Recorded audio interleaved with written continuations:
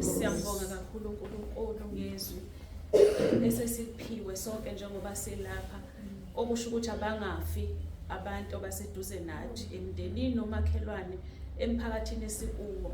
Siyababhekela, siyadlulisa ivangeli lenkosi uJesu ukuze basizakale, singathi thina mase sisizakele bese sivele sigijima sibakhohlwa ngemuva. uJesu Kristu uyinkosi. Ngizocela sicule iculo unumber 75. Singi iyabheka kuwe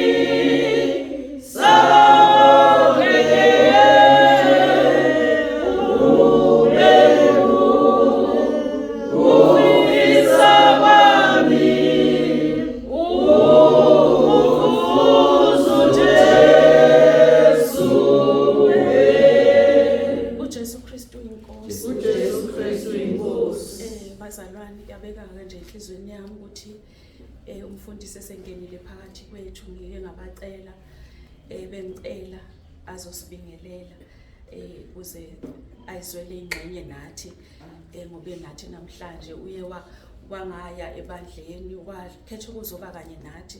Siyacela ukuthi nje sengaphambili asibingelele.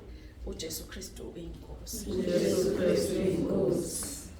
Jesu Kristu inkosi. Jesu Kristu inkosi. Ngimena, right?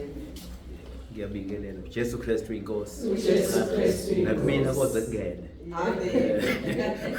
Kujayeleka kancane kancane. Amen. Ngiyabonisa kakhulu baba umpostoli, baba uNsibande, ngibulisa nomama egameni elihlele inkosi yethu Jesu Kristu. Jesu Kristu inkosi. Kuzojwayele. Kuzojwayeleka kumnandi ngoba ngisizwile ukuthi kungamandla kaKristu ukuba sazi ukuthi uJesu Kristu